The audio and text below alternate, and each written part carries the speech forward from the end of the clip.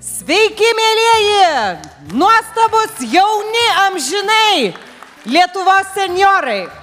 Taip gera su jumis sveikintis. Štai mūsų kviestinė žvaigždė, mylimiausias Lietuvos italas Gianluca De Marco. Kaip sekasi?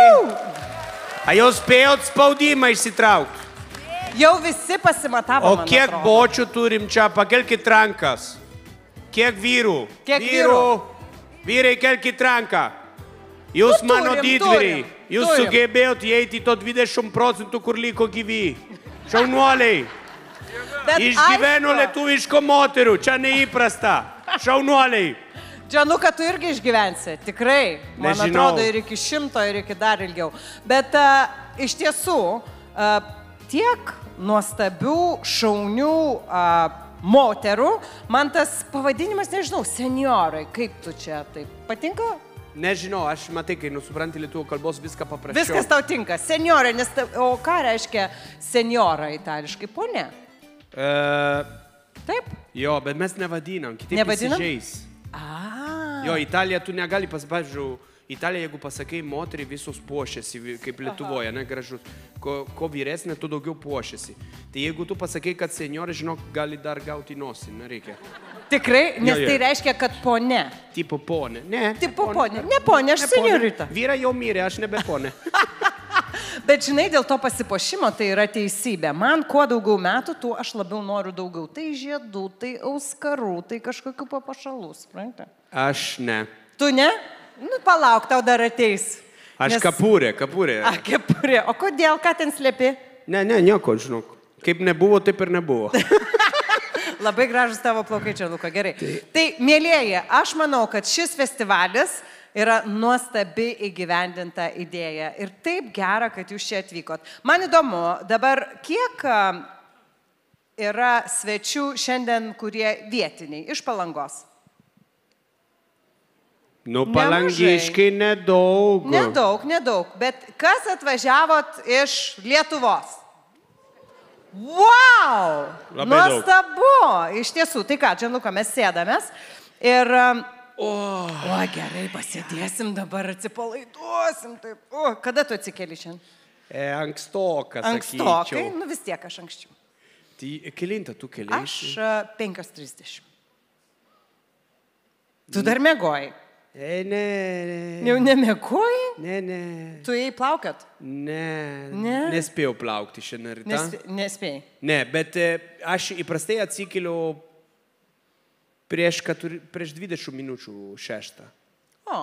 Nu, tai neblogai, bet 20, vis tiek aš anksčiau, aš 5:30. Jo. Tu 5:40. Laimėjai šį kartą, bet aš pasistengsiu. Gerai. Ne, nepasistengsiu. Man to 10 minučių yra visko. Aš suprantu. A jūs atsikeliate labai anksti rytą? Ne? Ne. Nu, taigi, senjorai turi daug laiko. Ne, kur jiems skubėti? O tu žinai, kad, pavyzdžiui, Italija yra tradicija, kad senų žmonės nemiega. Atsiprašau, senus žmonės? Kur čia tu matai senus žmonės? Vyresnių jaunimo nemiega. Vyresnis jaunimas nemiega. Taip, nemiega. Tiesa. Yra tiesos. Yra tiesos. Aš atsimenu, kad mano babutė skųsdavosi, sakydavo, vaikeli, pamatysi, sulauksi mano metų ir tu nemiegosi. Po truputį mažėja. Tai kaip miegasi Palangoj? Gerai. Palangoj, kokia nuostabi yra Palanga. Aš atvažiavau šiek tiek anksčiau, sudalyvavau LRT radio laidoje ir tada būtinai nuėjau pasisveikinti prie jūros. Nuostabu, koks grožis, koks oras. Ir rytoj jau yra spalio mėnuo. Aš niekaip nesuprantu, kaip taip. Kas atsimenat, mėlieji, ar prieš 30-40 metų būdavo toks rugsėjis? Ne. Tikrai ne. Dabar mes kaip Italijoje gyvenam. Nu, kažkaip, ne, Italija šalčiau dabar, bet pas mane namuose. Kai būtų juokinga, mano motina jau su strukė vaikščio ir labai šalta. Jo, nežinau kodėl, bet apsivertė pasaulį. Tuoj čia gaminsim vyno. Taip, tuoj gaminsim. Anglijoje jau, žinau, gamina. Prie mano Anytos, aš ką tik grįžau iš Anglijos, tenai buvau savaitgaliui. Tai Britai jau su vynu, žinok, pirmin, jie tik tai spaudžia. Pagaliau jo irgi darys ką nors įdomu. Irgi ką nors įdomaus galės padaryti. O žiūrėkit, mes su Beta kalbėsim, bet po to labai norėsim jūsų klausimų. Tai kai norėsite užduoti klausimų, čia visą laiką stovės mikrofoną. Aišku, padarom taip, paskirsim laiko tom, kad jūs galėtumėt susigalvoti to klausimu.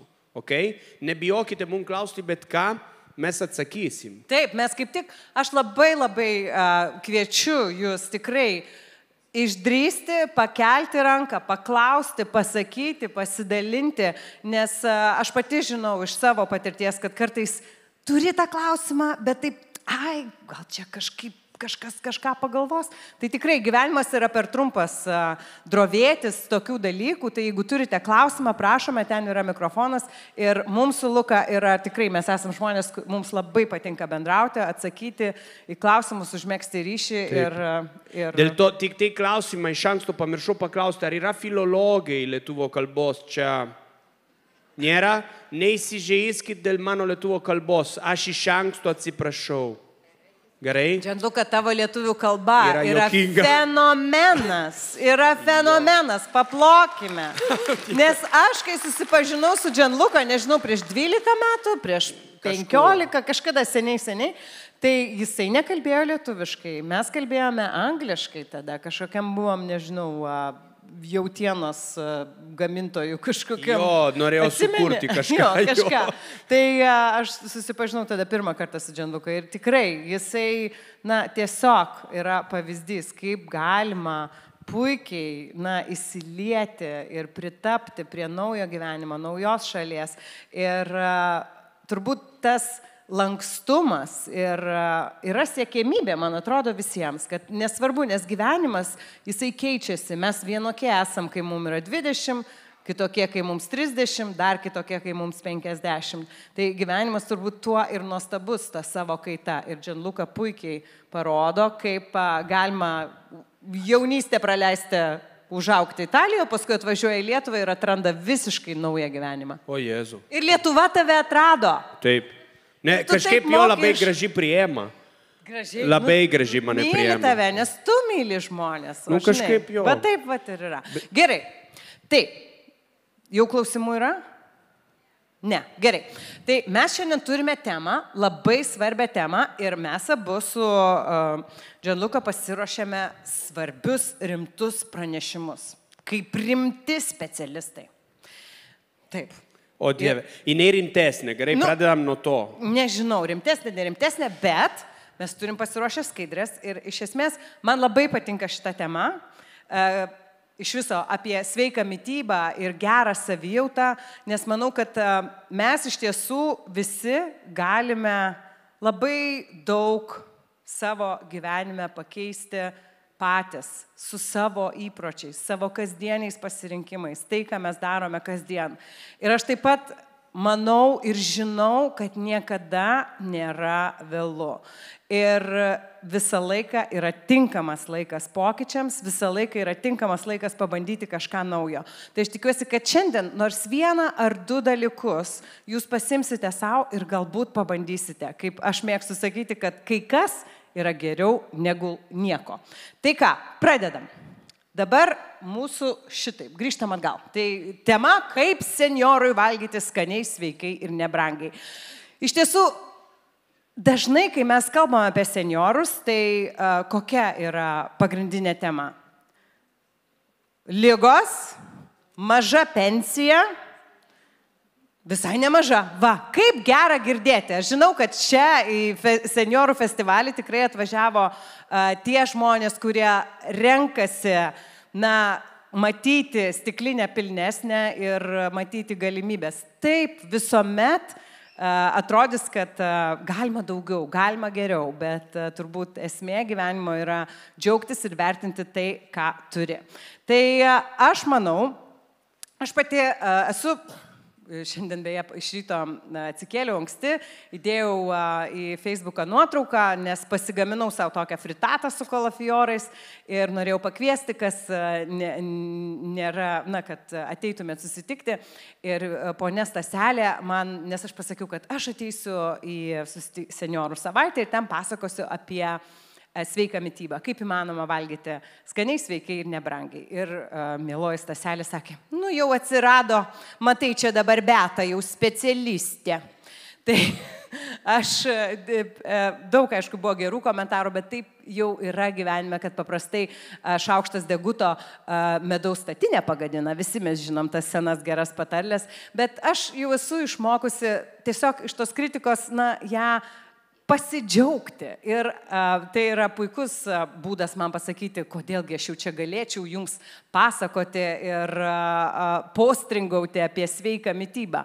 Aš esu šiaip mokytas žmogus, baigusi esu žurnalistikos studijas, ryšių su visuomenės studijas, tada turiu profesionalo kulinaro diplomą ir taip pat esu baigusi tokias specialius sveikos mitybos kursus. Bet mano didžiausia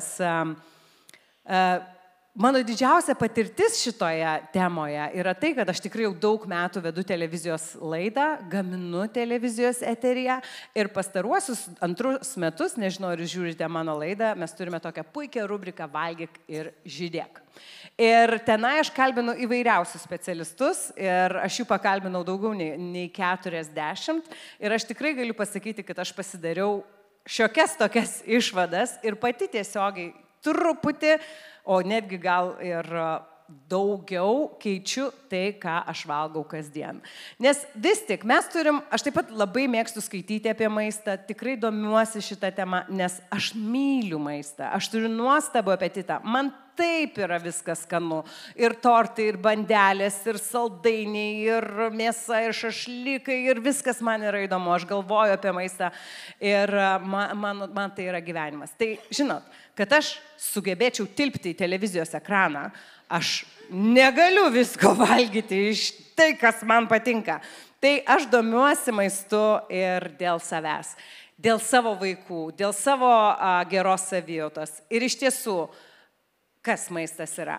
Angliavandeniai, baltymai ir riebalai. Visą maistą mes galime suskaldyti šitos 3 elementus.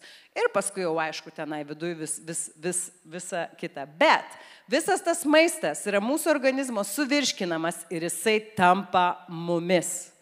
Tai tas toksai posakis, kad tu esi tai, ką tu valgai, yra tikriausia tiesa.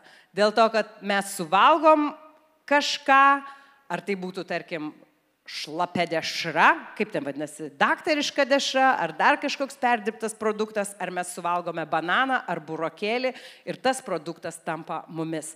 Tai šitas prisiminimas ir tas toks pasakymas savo, kad tu esi tai, ką valgai, iš tiesų man bent jau veikia. Bet aš lygiai taip pat negaliu įsivaizduoti savo gyvenimo ir be tortuko, ir be Napoleono gero, ir be cepelino su spirgučiais. Aš tikrai neketinu atsisakyti šitų dalykų ir man atrodo, kad blogiausias turbūt sprendimas, bent jau man, yra fanatizmas. Yra toksai, ir turbūt jūs turite sutikę draugų, kurie sako, o jau čia tai jau nevalgyk, čia tu matai, čia balti miltai, čia cukrus, baig nedėk. Tai tas pamokslavimas, jisai visiškai nieko neduoda, ar mes pamokslautumėm savo vaikam, giminaičiam ar draugam. Turbūt svarbiausiai yra sąmoningumas. Dalykas, kuris man labai patinka, aš neatsimenu, kokioje aš knygoje, man atrodo, tai buvo Michael Pollan, autorius amerikiečių, kuris tikrai yra daug parašęs knygų apie maistą. Ir dalykas, kuris man labai patinka ir kurį aš naudoju dažnai apie sveiką maistą. Tai kas yra tas sveikas maistas? Pasakykit, ar žinot, kas yra sveikas maistas? Yra įvairiausių teorijų, ar ne? Vieniems sveikas maistas buvo kažkada žaliavalgystės mados, tada visokios ten daug baltymų mados, taip toliau ir panašiai. Man atrodo, kad labai paprasta atsispirti į tai, kas yra sveikas maistas, tai maistas, kurį atpažintų jūsų bobutė. Ir mano bobutė, ir jūsų bobutė. Dėl to, kad dabar per pastaruosius metus mes, kai ateiname į prekybos centrą, mes matome labai daug maisto, kuris yra supakuotas, kur neaišku jisai yra iš ko padarytas, kur skaitai ingredientų sąrašą ir jisai niekada nesibaigia. Ir tai mano turbūt atspirties taškas, kas yra sveikas maistas, tai yra tas maistas, kurį mes galime atpažinti, kurį mūsų bobutė atpažintų prieš 100 metų, jeigu nusikeltumėm, mes jai parodytumėm ir jis sakytų, aha, taip, čia burokėlis, čia morka, čia kepsnys, o kas čia vaikėlė, čia kažkoks, kas čia per popieriaus lapelis, o ten traškutis. Aš, kaip jau ir minėjau, tikrai savo laidoje esu pakalbinusi labai daug specialistų apie sveiką gyvenseną ir turbūt ir būtent mitybą. Ir čia yra nuotrauka, matote, Tomo Vaičiūno. Labai rekomenduoju, tai jis yra gyvensenos medicinos pradininkas Lietuvoje, medicinos mokslų daktaras ir jisai bus mano laidoje jau antrą kartą. Tai taip pat negalėjau tiesiog visų, kurie buvo mano laidoje, ar ne, čia įdėti nuotraukos, tai išsirinkau jį, nes labai dar rekomenduočiau visiems jums, jeigu mėgstate LRT radiją, taip kaip aš, nes aš esu didžiulė LRT radijo gerbėja ir mano draugė vieną kartą atėjo pas mane į namus ir sako, nu bet tu tai kaip mano babutė, visą laiką radijo tašką įsijungus, nes aš paprastai, jeigu mano virtuvėje groja radijas, tai paprastai yra LRT radijas. Ir Tomas Vaičiūnas kartu su Ignu Klėjumi turi nuostabią laidą, kuri vadinasi Diagnozė gyvenimas. Ir paskutinėje laidoje buvo kalbama apie tokį miestelį Loma Linda Amerikoje, kurio gyventojai išsiskiria iš visos bendros Jungtinių Amerikos valstijų populiacijos tuo, kad gyvena 10 metų ilgiau nei visi kiti. Tai kaip manot, kodėl? To priežastis tai yra adventistų bendruomenė ir jų religija, tikėjimas. Jie labai tiki bendruomeniškumu, dalinimusi ir jie valgo labai mažai mėsos ir labai mažai pieno produktų. Tai jie valgo juos, bet pagrindas jų mitybos yra daržovės ir ankštiniai ir pilno grūdo kultūros. Tai aišku, kruopos įvairiausios ir aišku, aš tikrai ir aš pati nesu veganė ir vegetarė, nors beje rytoj yra tarptautinė vegetarų diena, bet ir nesakau, kai tik taip pasidalinu kokiu nors receptu, kuriame daugiau augalų, dažnai žmonės sako, nu tai dabar jau čia mes atsisakysim ir to ir ano, visi sutinka tai su tokiu truputėlį atstumimo tokia reakcija. Tai mano požiūris yra tas, kad mes visi vieni iš kitų galime kažko tai išmokti. Mes galime iš veganų, iš vegetarų, iš savo kaimynės Zitos išmokti kažko tai naujo. Tiesiog svarbiausiai yra atvirumas, o ne nusistatyti tokią sieną, ar ne? Tai be abejonės.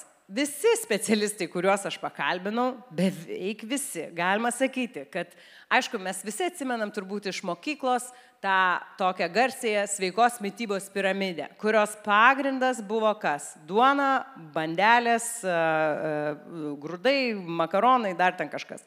Tai iš esmės, taip, visa tai yra mums reikalinga, bet pirmenybę turime teikti pilno grūdo gaminiams ir vis tik, aš sakyčiau, kad pagrindas turėtų būti daržovės. Ir pirmenybė kryžmažiedžių šeimos daržovėm. Ir kas tai yra? Tai yra mums visiems puikiai pažįstami nebrangus kopūstai, kalafiorai, lapiniai kopūstai, brokoliai. Na, aišku, brokoliai galbūt yra šiek tiek brangesni, bet mūsų visų žinomas kopūstas yra tiesiog superherojus, yra visiškai nebrangi daržovė, puikiausiai tinka ir sriubai, troškiniam, kepti, virti, žalę valgyti, rauginti. Tai yra tiesiog žvaigždžių žvaigždė. O kiek kainuoja kopūstas? Tikrai ne tiek, kiek avokadas. Aš beje šiandien įsidėjau savo Barboros krepšelį sviestinį moliūgą, bet toks brangus. Ne, muskatinė, atsiprašau, 15 eurų. Tai išėmiau, įdėjau pigesnį, nes visą laiką galima pasižiūrėti, nes moliūgas, aišku, jisai daug sveria. Bet visuomet galima susirasti, ieškoti tų gerų kainų. Dabar apie daržovės aptariam, tai daržovių turi būti daug. Daržovės turėtų būti pagrindas mūsų mitybos. Ir aš žinau, ką kalbu, daržovėms reikia labai daug laiko. Daržovėms reikia tikrai daugiau laiko. Tai be tokio, pasiplanavimo dalykų, burokėlių nusiskutimo, išsivirimo, išsibrinkinimo, susipjaustimo, truputėlį yra ką veikti su tom daržovėm, bet tikrai verta pasistengti. Pilno grūdo kruopos. Tai tikrai visi puikiai žinot, grikiai, avižos, Dabar populiarėja ir tikrai nuostabu, kad parduotuvėje galima rasti ir soros, ir bolivinė balanda, tokia visiškai mums negirdėta kruopa, bet tai jinai yra šiek tiek brangesnė, bet jinai pranaši tuo, kad turi daug baltymų ir tie baltymai yra nerandami niekur kitur. Tada dėl ekologiškumo, tai taip, ypač jeigu, pavyzdžiui, ryžiai yra atvežti iš, nežinau, Indijos, Vietnamo, tai patys suprantat, kad tai, kas užaugo Europos Sąjungoje, turi daug daugiau reguliuojamų taisyklių, purškimai ir panašiai. O tai, kas užaugo tolimuose kraštuose, mes nežinom, kas buvo ant jų purškiama. Tai todėl, jeigu įmanoma, rekomendacija būtų rinktis ekologiškas kruopas. Na, bet ne visuomet yra įmanoma. Dalykas, kurio mes valgom per mažai ir kas iš tiesų yra vėlgi labai svarbu sveikai mitybai, skaidulom ir baltymų turinti daržovė, tai yra ankštinės daržovės, kas yra pupelės, žirniai, grikiai, lęšiai. Dabar riebalai. Na, neįmanoma be riebalų, riebalai yra skonis, riebalai yra būtini kai kurioms daržovėms, turbūt tikrai žinote, kad morka, vitaminas A skyla ir skonis atsiskleidžia morkos būtent su riebalais. Tai ir kai kurių daržovių man asmeniškai labiausiai patinka turbūt apkeptos lengvai daržovės, nes tie riebalai labai pagerina jų skonį. Mano pats mėgstamiausias riebalas ir manau, jeigu mes visi Lietuvoje tikrai vieną dalyką, ką galėtumėm pakeisti savo kasdieniai mityboj, tai pakeisti riebalus aliejų, kurį mes naudojame kasdien. Tikrai alyvuogių aliejus ir extra virgin alyvuogių aliejus, galėčiau Luką papasakoti apie tai, yra esmė. Stipriai perdirbti aliejai nėra mūsų sveikatai palankus. Visi hidrinti riebalai, visa tai, kas yra stipriai žmogaus apdirbta, viską, kas yra chemikalais apdorota, išvalyta, išdezodoruota, nėra tai, ko reikia mūsų organizmui. Tai gyvūniniai riebalai, vėlgi, sviestas, taukai, vis tiek jie yra sotieji riebalai, tai jų turi būti visi specialistai sako tą patį, nors aš labai mėgstu ir sviestą, ir aš bent jau, iš tiek, kiek aš esu skaičius domėjusis, kiaulės taukai laimi, ar jaučio taukai, ar vištos taukai, jeigu turit kaimišką vištą, aš pavyzdžiui, iš mano dėdė užaugino man vištų, tai aš pasidarau ir vištos taukų, tai jie mitybos požiūrį yra pranašesni negu, tarkim, rapsų aliejus, ar ne? Pieno produktai patys turbūt mums veikiausi ir palankiausi, aišku, yra rauginti, nes jie turi gerųjų bakterijų, o mūsų žarnyne yra visas gyvenimas. Netgi kai kurie mokslininkai iki galo net nežino, ne visos yra ištirtos tos bakterijos ir kokią jos daro milžinišką įtaką mūsų savijautai, imunitetui, nuotaikai, netgi priklausomybės maistui gali tiesiogiai būti įtakojamos nuo to, kokia yra mūsų žarnyno mikroflora. Ir iš esmės, mes dar visi jūs nuostabus žmonės dar turbūt mokat užsirauginti ir kopūstų ir žinot, kaip tai padaryti. Ir tikrai nesudėtinga. Ir aišku, galima pirkti parduotuvėje, bet galima tai pasidaryti ir pačiam. Ypač, kai mes kalbam šiandien, pagrindinė tema mūsų yra kaip sutaupyti. Tai jeigu palygintumėm tą raugintą kopūstą, kurį mes nusiperkame dėžutėje ir tą, kurį mes patys susipjaustysim ir įdėsim ten gal kažkokio dar imbiero ar čili ar įvairesnių prieskonių, tai jisai bus ir galbūt skanesnis, įvairesnis, nes ir mums naudingesnis, nes ten bus mūsų bakterijos. Aišku, labai daug yra diskusijų apie mėsą, gyvūninius riebalus ir, vis tik raudona mėsa yra rekomenduojama jos valgyti mažiau. Ir nes ji nėra tokia sveikatai palanki. Bet kiaušiniai, balta mėsa nelabai riebi kiauliena, tikrai yra viskas tvarkoj. Taip, be abejonės, pats sveikiausias maistas, ir jūs tai žinot, yra namuose gamintas maistas. Aišku, kai mes visi skubam ir reikia pamaitinti vaikus, aš kalbu gal apie mūsų Gianluca, ar ne, turim mažų vaikų, gal jūsų vaikai užaugo, galbūt anūkams gaminat, ir tas gaminimas anūkams, sriubytė, kotletukai, tai yra tiesiog meilės išraiška. Ir tas ilgai gamintas maistas, ilgai ar trumpai, bet tarkim, sultinys yra tiesiog super maistas, kurį mes pamiršom ir reikia prisiminti ir tikrai užtrunka laiko pasigaminti, bet niekas kitas, kai aš apklausiau, ar ne, savo Facebooko bendruomenę, paklausiau, sakau, na, taip pasakykit, kaip maitinasi jūsų močiutės ir tetos. Ir žinot ką, aš manau, kad iš tiesų jums net nereikia šitokios paskaitos, dėl to, kad jūs esat patys tvariausi gamintojai, vartotojai, jūs nemėtot maisto, jūs vertinat tai, kad turit, jūs mokat gaminti ir tik tai galbūt kartais gali atrodyti, kad, aš ten negaliu nusipirkti iš kulinarijos, ten vištienos kotleto ar dar kažko tai, bet namuose gamintas maistas visuomet bus pranašesnis. Aš tikrai nesakau, kad aš niekada nenusiperku ten kotleto kokio iš meistro kokybės ar kokio tai vyniotinio. Tikrai, svarbiausiai yra balansas, kad tai nebūtų kasdienis vartojimas. Mano pats mėgstamiausias, sakykime, toks svertai, kaip skaičiuoti, yra 80-20. Tai jeigu 80%, tarkim, 5 dienas per savaitę tvarkingai valgom, pilno grūdo košė pusryčiam su uogom, ar ten su kokiu oboliu sutarkuotu, sriubytė pietums, salotos, tai galima savaitgaliais ir kugelį išsikepti su spirgučiais, ir ten kokius žagarėlius ar dar kažką. Tai svarbiausiai yra išlaikyti pusiausvyrą.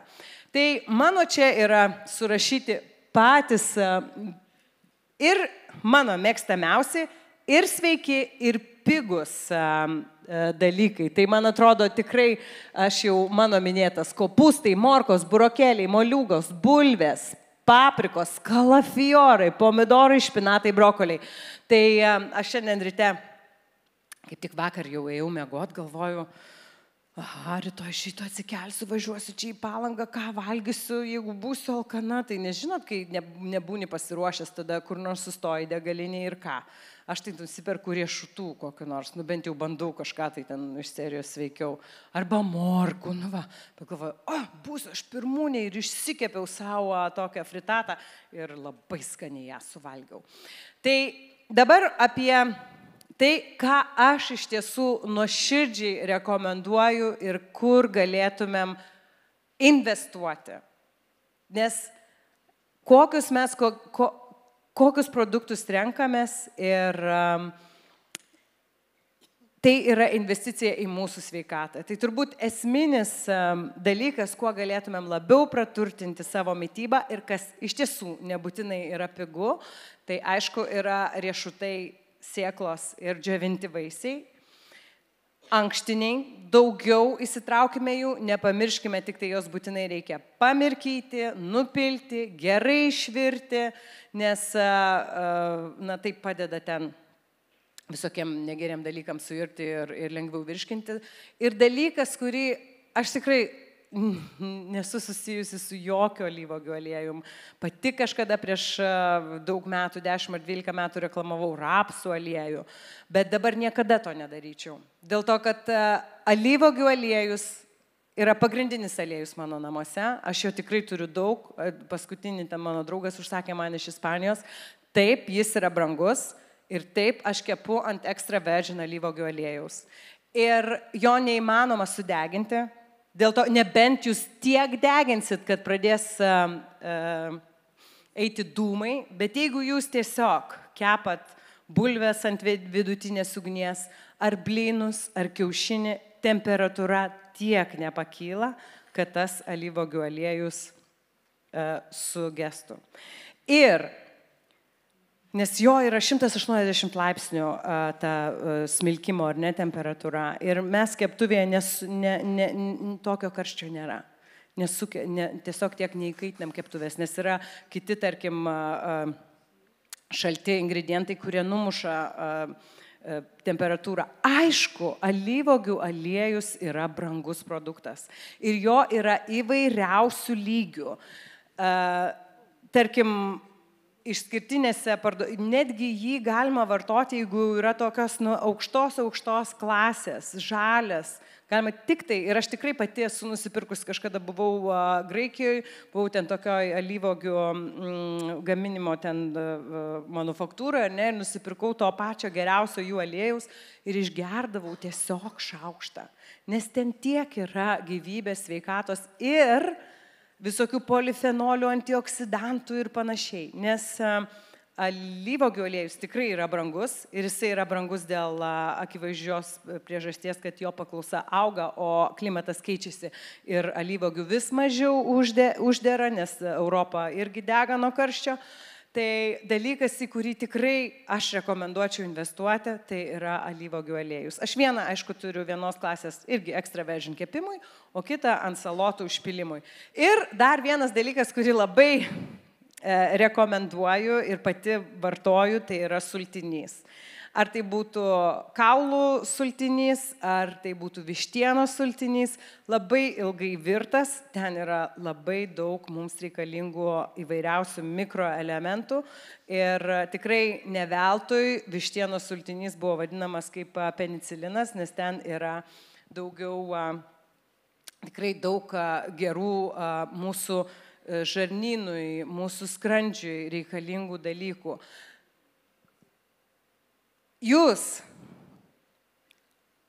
tikrai turite daugiau laiko negu aš. Nors, aišku, mūsų visų laikas yra vienodas. Ir jūs turite 24 valandas ir aš turiu 24 valandas. Bet aš turiu, tarkim, darbą, vaikus, kuriuos reikia iš šito iškepti, jiems ten varškėtukus ar išvirti, sutvarkyti jų stalčius. Tada, kai filmuoju laidą, tai iš viso mano diena prasideda 7 ryto, baigėsi 7.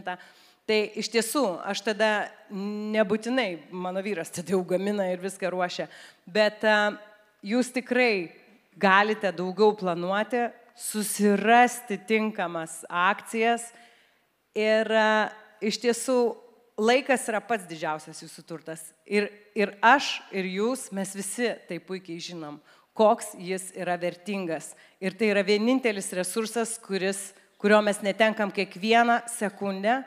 Ir jį iš tiesų reikėtų branginti.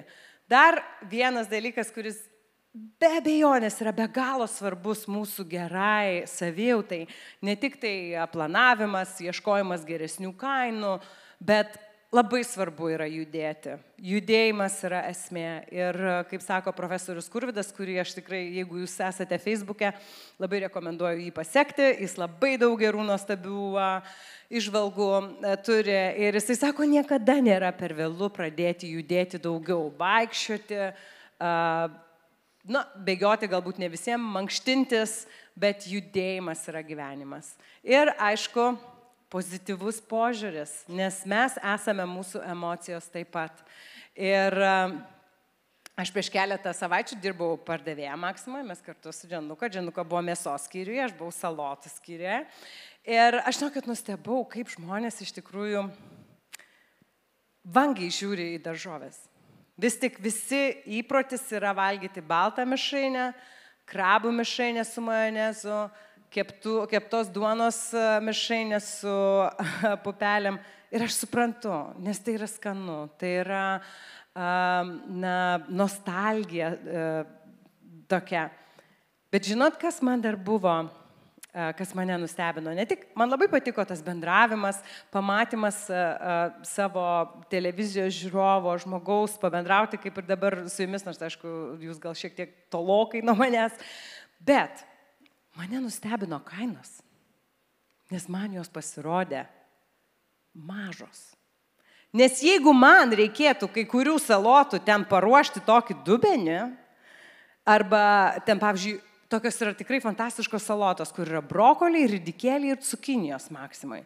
Ir aš dabar galvoju, jeigu aš dabar einu, nusiperku brokolį, ridikėlį ir cukiniją, tai aš ne tik tai sugaišiu savo laiko, bet man jos kainuos dvigubai. Tai aišku, kadangi tai yra prekybos centras ir jie tikrai rūpinasi, jų darbas yra įtikti savo klientui. Jų darbas yra patenkinti kliento poreikį, ypač kai dabar yra tokia konkurencija ir prekybos tinklai kaunasi kiekvieną dieną, kas pasiūlys geresnę kainą, kas pasikvies pas save klientą. Tai aš tikrai jums galiu pasakyti, kad Maxima mane nustebino savo tokiu labai kryptingu požiūriu į savo klientą, kad jam labai svarbu pasiūlyti savo klientui tikrai gerą kainą. Ir kiekvieną savaitę, man atrodo, ar ne mėnesį, yra ten tų laimingų kainų katalogas. Aš pati tikrai esu gerai uždirbantis žmogus. Aš tikrai turiu pinigų, aš nežiūriu į kainas ir galbūt taip atsainiai gal žiūriu, nes man nėra tai svarbu. Tai kai aš pasižiūriu į kainas, galvoju, wow, tai kaip jie uždirba, kaip čia tokia gera kaina. Ir pavyzdžiui, šią savaitę kiek mažai kainuoja morkos, kiek nedaug kainuoja granatai, kurie yra tokie mums naudingi ir ta pati mėsa. Tai tikrai nebūtina visko suvalgyti kilogramais, bet planuoti, pasižiūrėti, susirasti geras kainas ir pirkti gryną ingredientą ir gaminti namuose yra atsakymas į tai, kaip valgyti sveikai ir ekonomiškai. Tai nesvarbu, kiek tau metų, nesvarbu, kokiame gyvenimo etape esi, ar tau 65, ar 85, ar 45, visuomet mums yra svarbus tie patys dalykai. Ir amžius nėra kažkoks tai dalykas, kuris atskiria mus vieną nuo kito, nes iš esmės mes visi galime gyventi geriau naudoti savo laiką, labiau jausti pilnatvę, daugiau judėti, daugiau šypsotis, sveikinti su nepažįstamais, vertinti tą savo kiekvieną gyvenimo dieną, nes, kaip sakant, aš parašiau tokią knygą, gyvenimo taisyklės. Tai ten yra viena tokia mano taisyklė, kad rytojus prasideda vakar, nes iš tiesų, kaip tu šiandien pasiklosi, taip tu ir išsimiegosi. Ar tu vakare pasidarysi kažkokius tai namų darbus, ar tu susitvarkysi virtuvę, ar tu pasiruoši savo drabužius rytojui. Tai lygiai taip mes kiekvieną savo dieną tiesiam pamatą savo rytojui. Niekada nėra vėlų pradėti, visuomet yra pats geriausias laikas keistis, kažką mažo padaryti, nebūtinai radikaliai, bet tiesiog daugiau morkų, daugiau sriubos, daugiau plano ir, gyvenimas dovana. Ačiū Jums.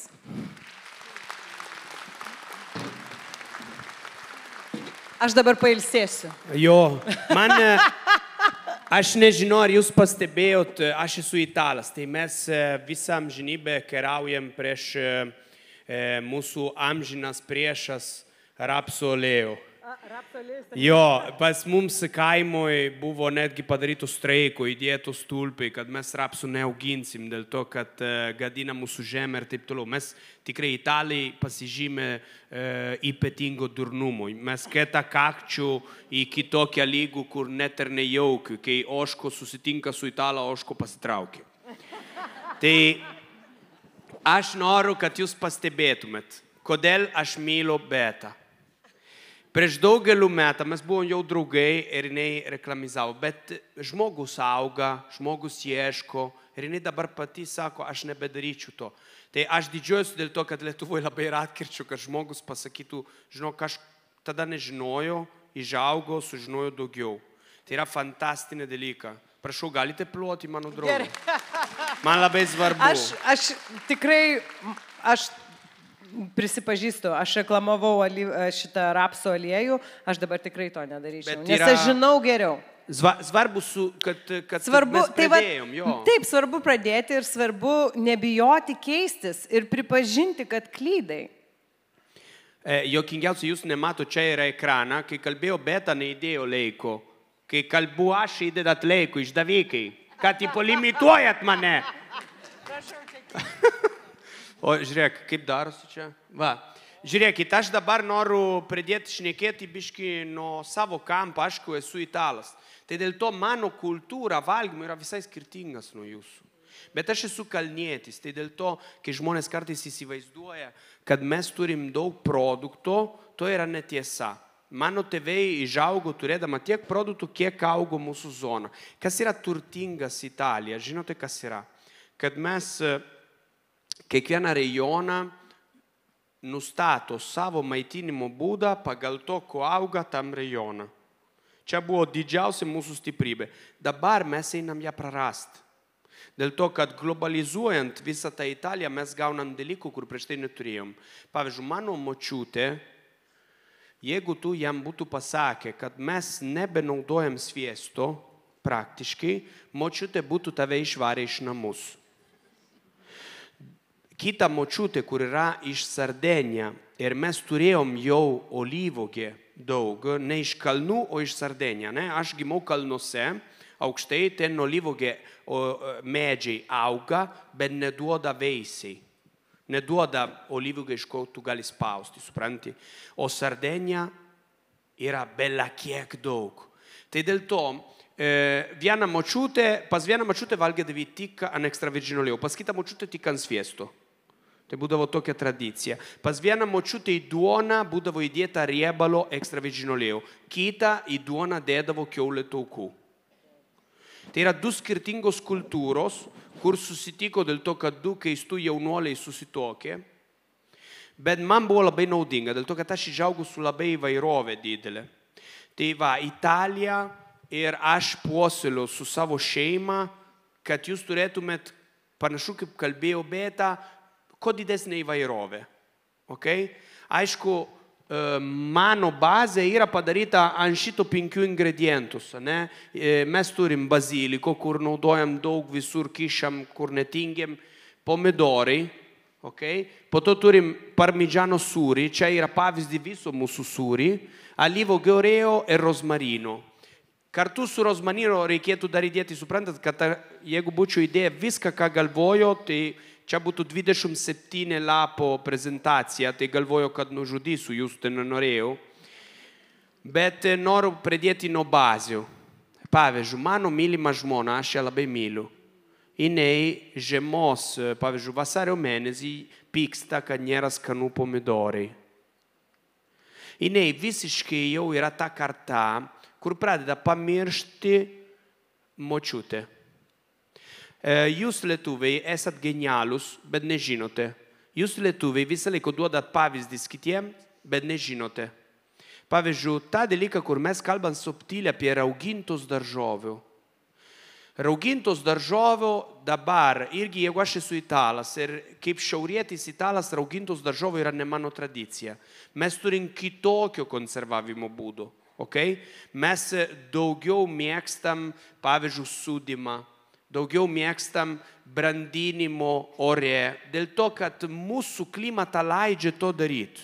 Per karštą jums rauginimui. Taip. O rauginimo pradeda burbuliuoti, sprogti. Aš prisimenu pirmą kartą, kai aš savom restorane pradėjau rauginti, dar gyvenau Italiją, vieną naktį miegodama pradėjau girdėti, kaip rūsys sprogsta. Galvoju, kad vagiai atėjo. Iš tikrųjų, aš jaučiuosi visiškai durnas.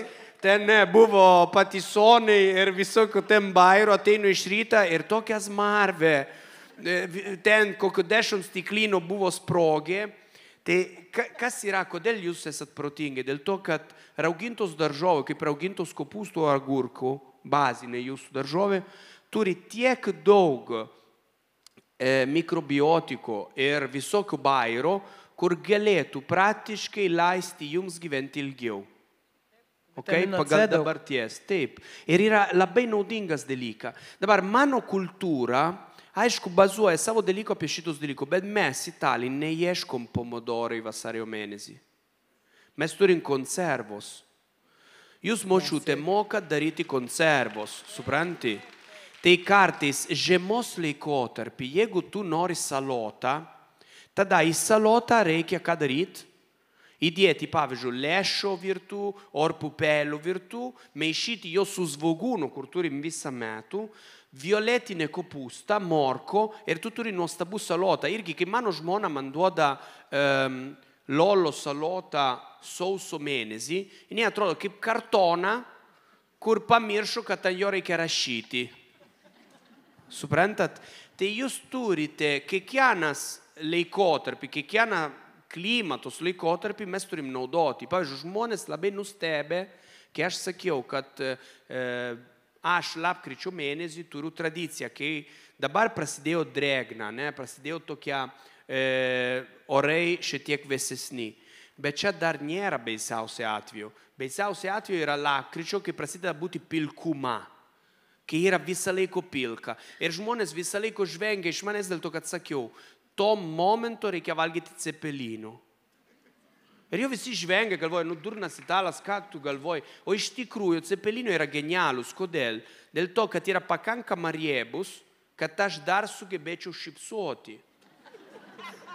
Bet iš tikrųjų, reikia cepelinų. Reikia kartais turėti tokią daiktą, kur tau šildo pilvą.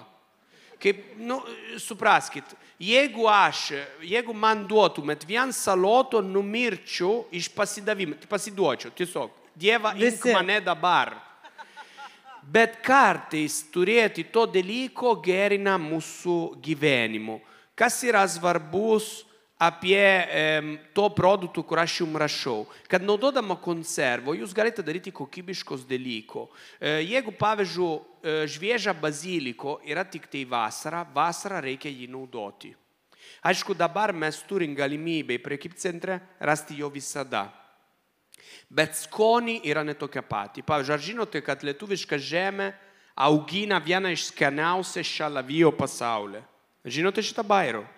Jūsų šalavija, pavyzdžiui, Italija šalavija neišgyvena žiemą. Čia Lietuvoj gali ją šaudyti, vis tiek nemirtinga yra.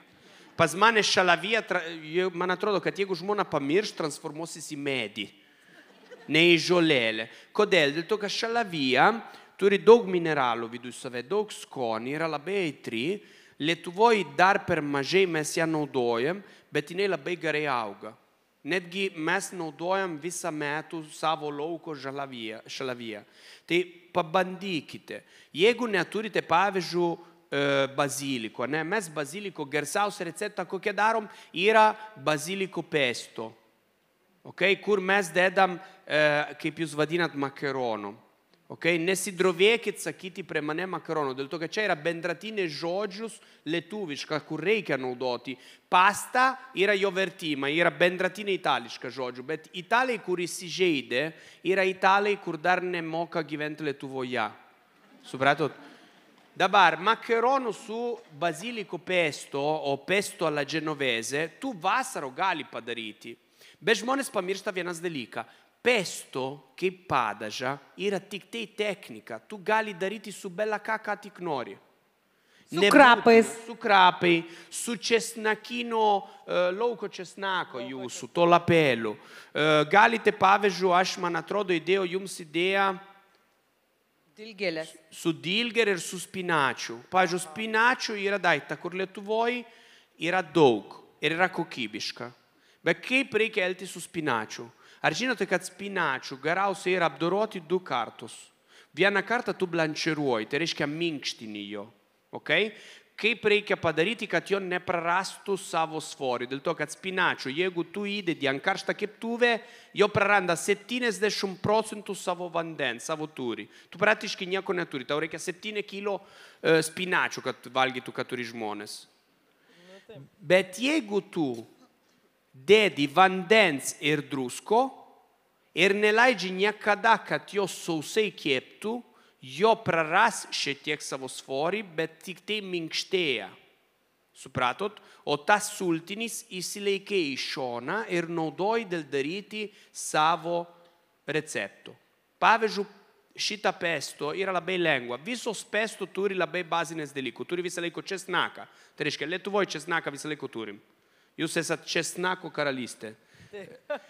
Dabar, riešutų nebūtinai reikia kedro riešutų. Jeigu neturim, ką turim geriausią riešutą Lietuvoje? Lazdynų. Jūs turite vieną iš geriausią lazdynų riešutą, kokią aš esu ragavę. Tai reikia naudoti. Ane? Tada, sūrį. Visi man klausia, ką aš galvoju apie džiugo. Dėl to, kad visi žino, kad italai, turėdama parmigiano, pradės pasakyti, nesąmonė.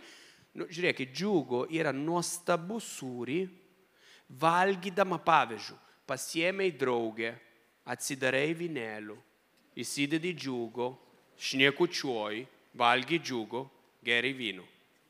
Ir jau po trupučiuką tampi italas. Nu va, ir geras gyvenimas. Supranti? Dėl to, kad reikia naudoti teisingus dalykus, teisingas vietą. Jeigu įdedam džiugo, pavyzdžiui, į spinačių pesto, tu spinačių nebejausi. Jausi tik tai džiugo, dėl to, kad džiugo yra pirma dona. Džiugo yra lietuviška moterį. Tu ją negali maišyti su ką nors. Supranti? Jinai įsižeis. Jinai ką padarys, įsiskleis dar daugiau ir tu prisiminsi, kad valgai tik džiugo. Kartais reikia naudoti kažkokio švelnesnį sūrų. Supranti, kažkokią švelnesnų, nebūtinai parmigiano, kur yra tikrai nepigus dalyką. Bet jūs galite pasitarkuoti kitą sūrį lietuviškas, to pačiu, nežinau, tilžės ar gaudą. Duoti jam šiek tiek, kad atsausinti ir tada maišyti. Aišku, po nedaug, dėl to, kad jo labai intensyvus. Okay? Ir tada ką naudoti kaip priebalo? Su spinačiu, jeigu naudosite šiek tiek extravirgino olio ir maišot su malituvas, gausis pesto. Yra labai lengva. Ir siūlyčiau jums pabandyti. Bet spinačiu jūs auginat greičiausiai savo sodą, turite apdoruoti, tai reiškia pirmą kartą blančeruoti ir įdėti į kamerą. Pasidarykit kamoliuko savo ir įdėkite į kamerą. Kai yra šviežio spinačio, mes jo apdoruojam ir dedam į kamerą, konservuojam, planuojam. Mano namuose su Egle mes daug darom šitos dalyko. Kodėl? Dėl to, kad žiemos laikotarpį, po to aš žinau, kad ateis norą padaryti ką nors ir aš neturėsiu. Tai reikia susiruošti. Susiruošti sloviko su pomidoro konservo, su rauginto kopusto, su rauginto gurkelio. Pavyzdžiui, ar žinote, kai aš atėjau Lietuvoje, man pirmą kartą davė rauginto kopusto, galvojo atidarė tą, žinote, kad kai atidarė, atrodo kaip bezdala, žinai, atsidaro. Man pirmą kartą atidarė, aš buvau dar vaikas ir galvoju, dabar numirsiu. Dėl to pirmo pusryčio mano buvo Lietuvoje šprotai, rauginti kopustai, sviesto ir juoda duona. Aš galvoju, suprantu, kad atėjo čia į misiją, bet negalvoju, kad tai blogai.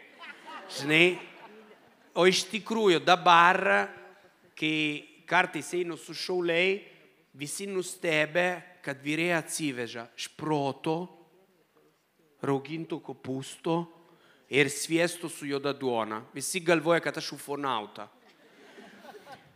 Dabar apie lašinų yra labai svarbu dalies mūsų gyvenimą.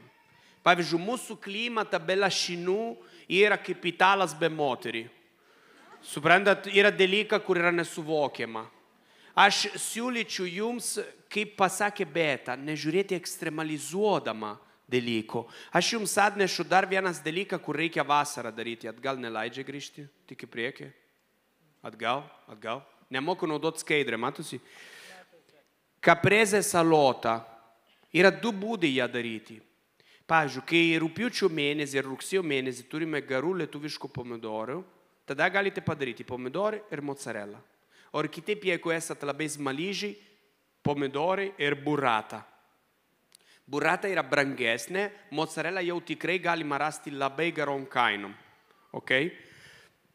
Bet žiemos laikotarpį, kai tu neturi to pomidorių, ką reikia daryti? Reikia ištraukti šviežių pomidorų konservą, atkiepyti su ančiuve ir česnaką ir pilti virš mozzarella. Tai yra labai geras dalykas. Žmonės, kaip pasakiau, galvoja, kad aš durnas. Žinokit, pomidorai yra skanus, kai yra jo laiko.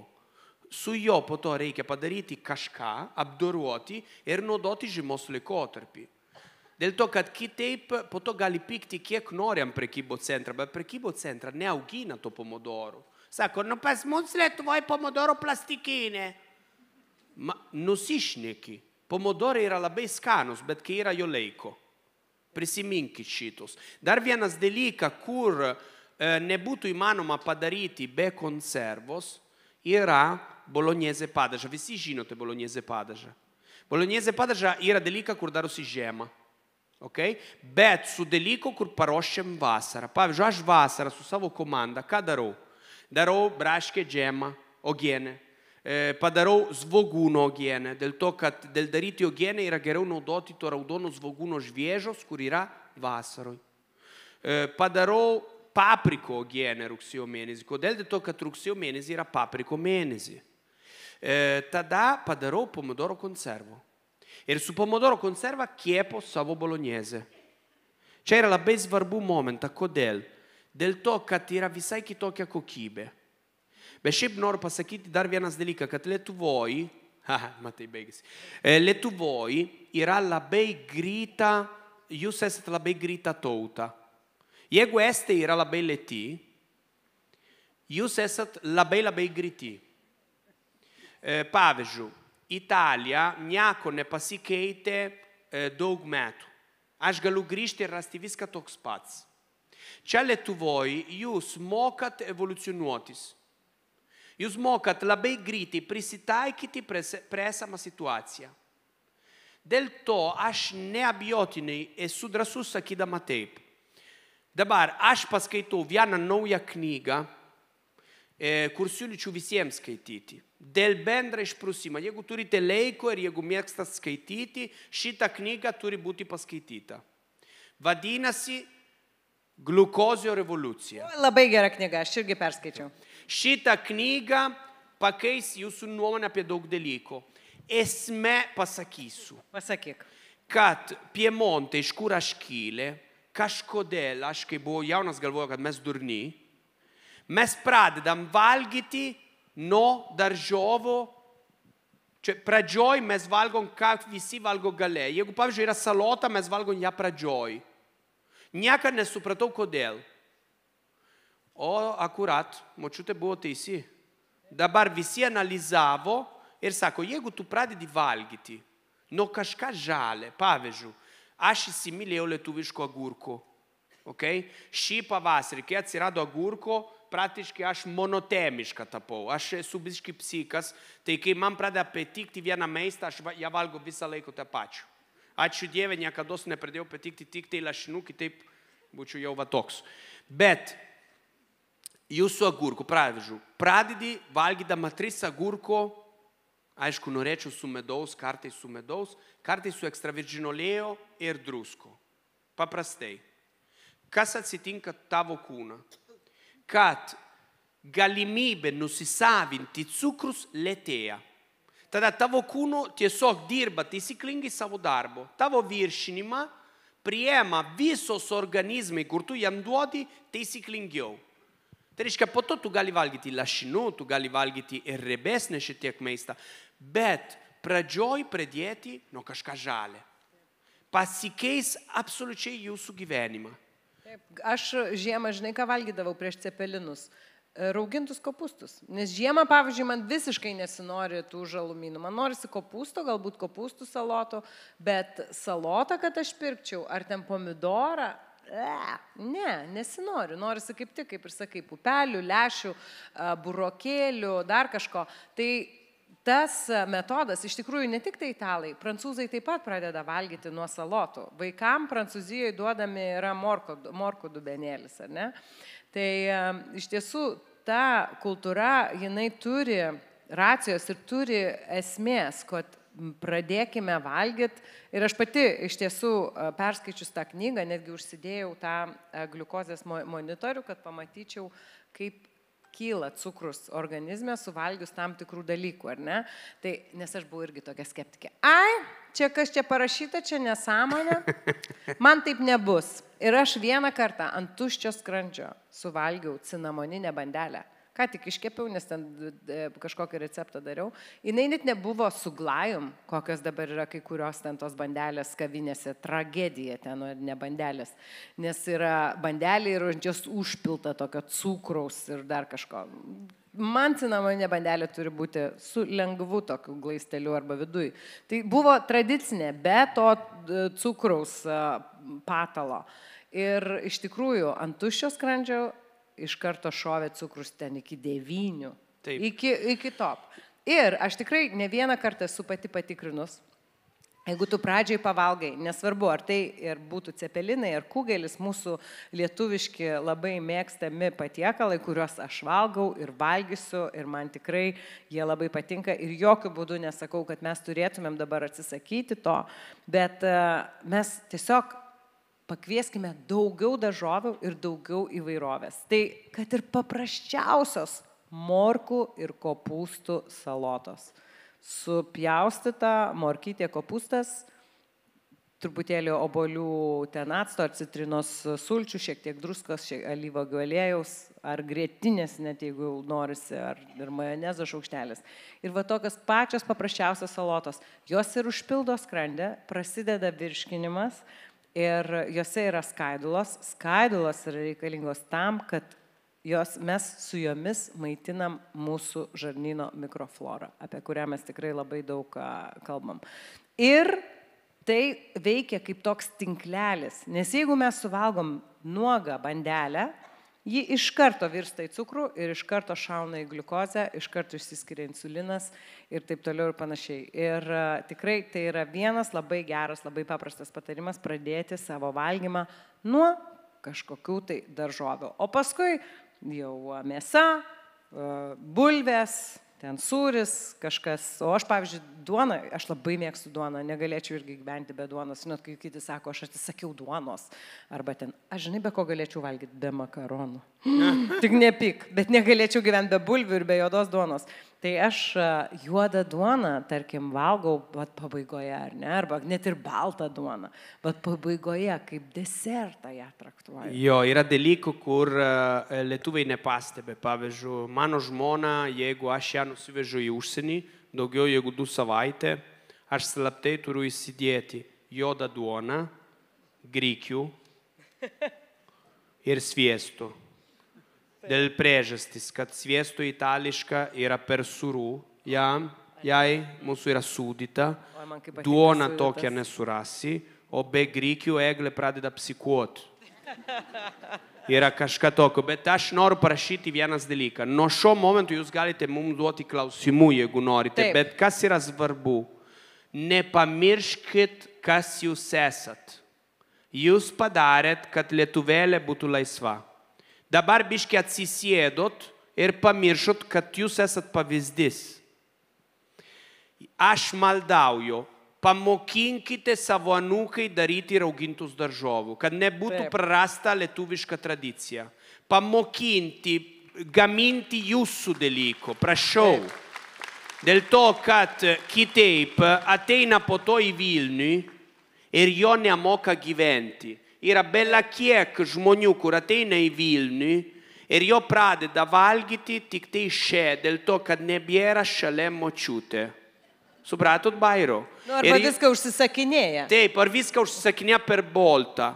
Kaip Beta pasako, yra grina tiesa, ko daugiau gamini namuose, ko daugiau tu sveikiau gyveni apskritai, nesvarbu, ką tu valgytum. Tai be kas yra svarbu, yra, kad jūs nepamirštumėt, kas jūs esat. Man nesvarbu, žinai, kartai žmonės galvoja, kad jūs esate tos žmonės, kur labai atsargus zyzė dėl kaino, ten eina ieškot. Iš tikrųjų, aš tada gimau senas. Dėl to, kad gyvendamas su mano šeima, visą laiką mes turėjom būti atsargus kainos. Dabar mes abudu daugiaveikių šeima. Aišku, nei geresnė mane aplenkė tokiu tikrum, bet aš... Dar gali pasivyti. Čia Eglė mane stabdė. Aš mėgstu daryti vaikų, bet jinai zyzė dėl auginimo. Užtenka. Bet 3 irgi labai gerai. Ne, 3 irgi yra gerai, bet mes irgi, žinok, to žurnaluko, kur mes darom, dėl to, kad su mumis, kur dirbam kaip influencerius, kaip sakyti, kaip žmonės, kur daro reklamą, mes darom daug receptų, bet to receptų, kur mes darom video, yra padaryto daugumoj kartą iš to dalyko, iš to knygutė, kur išeina. Kodėl mes taip darom? Kad jums duoti idėjų. Čia toks tikslas. Kad jūs turėtumėt kitokio idėjų su tai pačia produktu, kur jūs esat pripratę. Tai tokia yra susitarimas. Šitos dalyko reikia naudotis. Yra labai fainas. Ta knygutė, aš irgi ieško, dėl to, kad vis tiek gyvendama Vilniui, aš labai pradedu nemėgti Vilniui, dėl to, kad per brangu ir per nesmagu. Atrodo, viską turi visos galimybė. Bet yra viena minusa, tu to galimybę negali pasiekti. Mes dėl organizuoti savo šeimos valgymo, būrelių, vežiojimų, dviese atrodom kaip profesionalių transporto logistiko įmonė. Mes su Egle, žinok, jeigu viena iš mūsų klysta, nugrūs visą sistemą, mes taip ir jaučiamės. Aš kartais praeitą savaitę nugruvau, nebeatlaikau tempo, nuvežiau Beno per anksti į futbolą 2 kartus. Jo, per anksti, antiek buvau piktas, bet pamiršau kitos 2 dukros į mokyklas.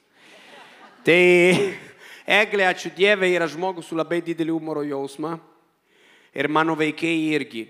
Bet yra labai svarbu šitas dalykas, kurį jums sakiau. Prašau, nepamirškite, kas jūs esat. Nesvarbu, kad dabar anūkai zyzė. Jo supras turtą tik tai vėliau. Žinote, menininkai. Menininkai miršta visi, jausdamasi nevykėliai. Visą laiką jaučiasi visiškai nepasiekė savo. Mirė negarsus. Nepasiekė tą nacionalinę akademiją. Nepasiekė tą ir aną. Po to miršta staigiai. Jo paveikslą nebeįmanoma pirkti. Antie brangu, kad Dieve žin kodėl.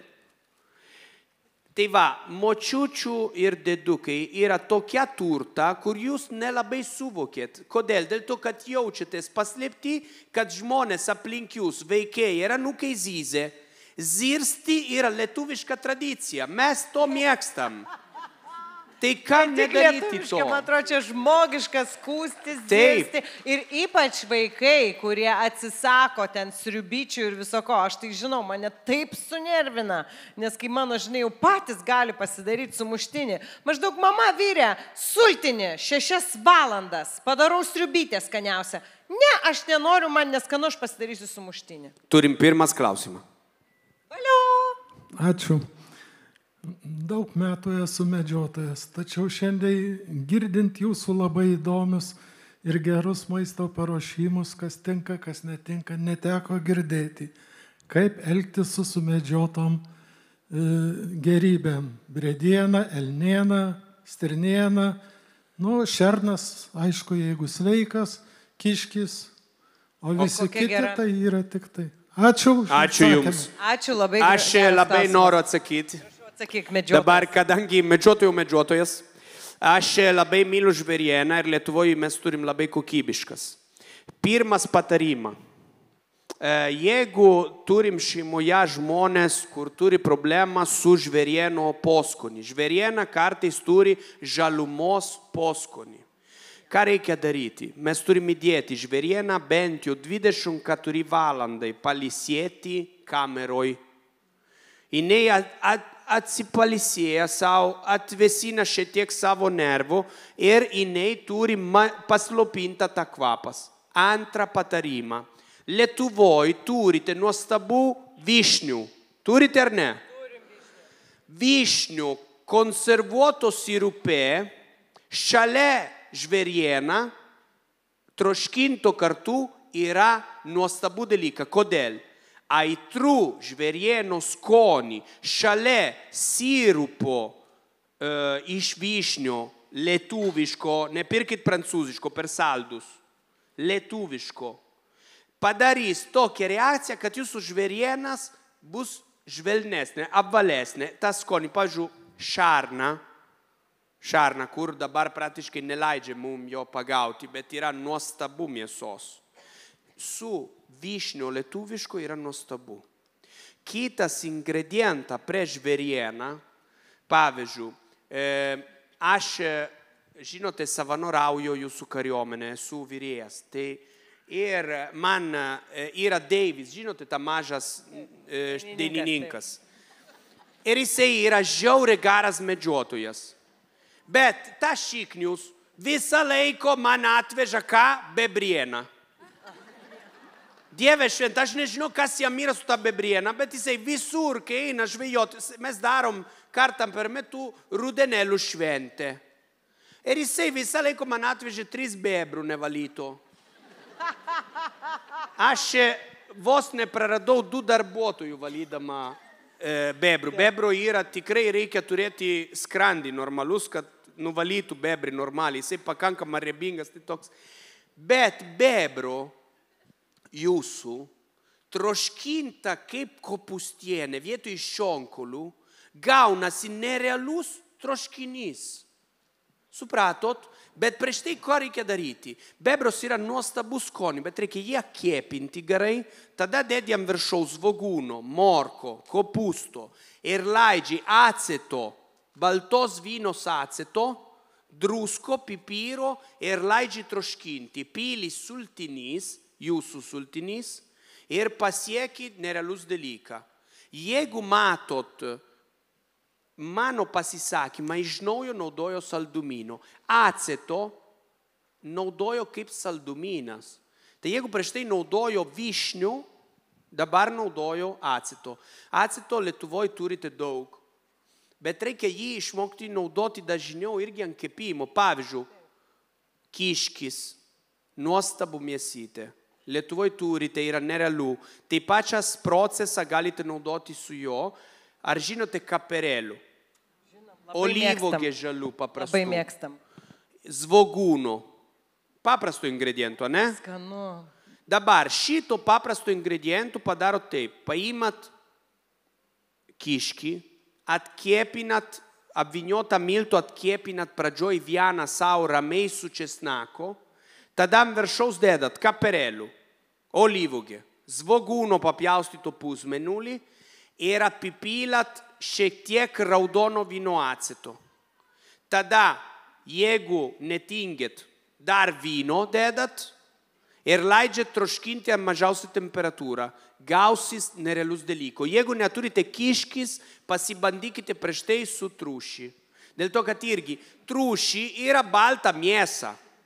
Kiški yra raudona mėsa, bet kai mes sakom mažiau vartoti, kodėl? Dėl to, kad jūsų laikai, kai jūs buvot jauni, raudona mėsa ne visi galėjo sau leisti. Galėdavo sau leisti valgyti kartą per savaitę, jeigu Dieve duos. Mano tėvas sakė, kad raudona mėsa jo valgydavo kartą per mėnesį. Dėl to, kad visi įsivaizduoja, kad Italai labai turtingi. Bet mano šeima buvo amatininkai. Tai jo gal gamindavo, darydavo dalykų kitiems, bet jo nebūdavo labai turtingi. Pas mums, pavyzdžiui, yra tradicinė patiekalo, kadangi mes kalnuose medžiodavom fazano, fazano, kepdavo fazano, darydama sultinys, po to dalies iš jo kepdavo į pečių, tada pakabindavo fazano virš stalo, apačioj dėdavo polenta košė, tai mūsų polenta yra kukurūzų pilnagrūdžio milto, padaryto kaip košė ant židinį ir tėva prisimindavo, kad nuo lašėjimo ant polenta tu gaudavi mėsos skonis, bet mėsos neduodavo. Supranti, būdavo pakabinti. Dėl to, kad vieną fazaną šiaip iš esmės tokia didelį šeimą, pavyzdžiui, žinote, mano dedukai padarė, ten neprisimenu, 8 ar kažkiek vaikų, ne? Kažką mirė prieš mane, tai aš nesusipažinau. Ir vieną kartą, kai jau buvau paauglys, einu pas močiutę ir sakiau, močiutė, klausyk, nepyk, bet man įdomu, tiesiog noriu suprasti. Mano močiutė visą laiką buvo prie bairų. Mano močiutė gimė su labai didelį papus, labai didelis. Ir jinai bairuodavo visą laiką, sakė, aš maitinau ne tik tavo tėvą, bet viso jo draugų. Dėl to, kad iš tikrųjų to laikai būdavo tradicija, kad kas turi pieną, duodavo ir kas neturi. Tai būdavo labai jokinga situacija. Ir jo padarė visos to vaikų su deduko, turėdama vieną kambarį. Ir ten miegodavo ir kito vaikų. Ir aš paklausiau, močiutė, kaip jūs darydavo? Ir jinai sakė, Liukai, o kas tau sakė, kad tik kambarį galima daryti vaikų? Turėk biškį fantaziją. Aš labai, jinai gamindavo nerealiai. Mano deduka buvo biškį aferistas. Jisai, pavyzdžiui, darydavo nelegalių dalykų. Pavyzdžiui, turėdavo kiaulę, nuveždavo į mišką, kad jisai pergulėtų su šarnu ir gražintų miksuoto kiaulę, kur yra nelegalų Italija. Tai mes vadindavom vaikai, kad gimė pikta kiaulė. Tai buvo rūžova kiaulė, bet su dentuko šonu, žinai, kaip šarna. Bet jo mėsos, dedukas sakydavo, mėsos pats geriausia. Ir žinok, neįmanoma su jo būdavo derinti. Jisai spręsdavo pats, tai būdavo labai išradinga. O močiutė būdavo ta, kur biškį laikydavo tvarkos. Tai pavyzdžiui, močiutė turėdavo banką, čia laikydavo pinigų, labai itališka tradicija. Labai gera piniginė, aha. Aš prisimenu, kai nuvežiau, kad sakiau, su Egle susituoksim, močiutė iš karto sakė, labai gerai, Egle, pas mane, išsitraukė pinigų, sakė, čia, kad paruoštų vestuvę. Tai buvo labai jokinga, kad žmonės taip, to tradicijų man liko širdies. Aš esu kitokia žmogus, dėka irgi mano dedukai. Tai ko noriu jums pasakyti, nepraraskite to. Aš tikiuosi tau atsakiau biškį klausimą. Labai ir man atsakė, aš dabar noriu greičiau tą triušį pirkti ir daryti su kaparėliais ir svogūnais. Ateina antrą klausimą. Labai greitai ateina. Valio. Antrą klausimą. Iš tiesų aš tai tik tai fazaną esu gaminus ir briedį ir kumpį, bet viskas. O fazaną su brendžiu. Klausom. Aš norėčiau jūsų paklausti, kokia jūsų nuomonė apie lydyto sviesto naudojimą kepimui. Aš naudoju. Ir labai dažnai, bet kaip sakė gerbiamas Tomas Vaičiūnas, kuris nuteisė tą lydytą sviestą mano laidoj, kad vis tik tai yra sotusis riebalas ir jo, nes jisai sustinksta, kai sušala ir jo turėtų būti mažiau. Bet mano nuomonė ir daugelio nuomonė, lydytas sviestas nėra kažkoks tai šventas produktas, mes apie šitą daug esame kalbėję, bet jisai tikrai yra geriau nei rapsų arba saulėgrąžų aliejus. Aš dar noriu priminti jums šitas dalyką. Lietuviškas sviesto buvo istoriškai vienintelis sviesto, kur karaliai įdėjo savo ženklą. Anglos karaliai, kur yra labai išskirtiniai mylėtojai sviesto, vienintelį pripažino jūsų lietuvišką sviesto. Dėl to neieškokit per aplinkui. Pavyzdžiui, aš kartą girdžiu moterį, Vilniui yra tokia grupuotė teroristinė, vadinasi Super Mamyčių klubą. Aš norėčiau eiti į Seimą, kad naikintų šitą grupuotę. Jinai bando lėtai nužudyti vyrų. Ir tada atsiranda visą laiką mamytė tokia super protinga, kur per Facebook tarp komentarų, dėl to, kad labai skausmingai kartais yra komentarų, parašo, jūs nieko nesuprantat. Su tokia balsa, jūs turite įsivaizduoti, kai parašo per Facebook, rašo taip. Jūs nieko nesuprantat. Aš blino cukinijos blynų savo vaikam kepu su kokoso alieju. Mano atrašymą. Užjaučiu tavo vaikams. Nu yra pornografija. Kokoso su cukinijos kaip skonį mušasi. Supratot? Supratom. Ir šitas dalykas, jeigu jūs turite gerą sviesto, jeigu jūs perkat lydytą sviesto, kaip jinai sakė, yra geresnė sprendima, jeigu visokio kito nesąmonį, kaip, pavyzdžiui, kokoso alieju, kur yra irgi labai apdorota. Prašom. Trumpai, kuo skiriasi acto maistinė, kaip ten, spirito actas ir maistinė acto rūgštis. Koks skirtumas tarp tų dviejų? Tai yra stiprumas jų, maistinė acto rūgštis yra ta tokia, kur esencija, aš taip suprantu. Aš aš žinokit, negaliu jums atsakyti. Aš pasakysiu, kokį aš actą vartoju. Aš nenaudoju jokių tų spirito actų ir mano mėgstamiausias actas yra natūralus obuolių actas. Mano vyras gamina iš obuolių, iš šitų buvo mėlynių padaręs, dabar ten iš vyšnių daro, žodžiu tikrai. Nes actas taip pat yra probiotikas. Jame yra, jeigu yra parduotuvėje, galima nusipirkti ekologiškas actas su netgi mama, tuo fermentu, kuris yra drumstas, tai jis yra naudingas mūsų virškinimui. Tai aš naudoju balto vyno actą, raudono vyno actą, balzamiko actą ir obuolių actą. Dell'aceto, žiūrėkit, evoliucija aceto, kokio proceso yra daroma. Aš, pavyzdžiui, spiritinį acetą radau tik tai Lietuvoje. Italija mes nesusipažinėm su to. Spiritinį acetą vis tiek yra įgaunama ne per natūralų procesą, o per dekantavimą. Tai yra kitas procesas. Okay?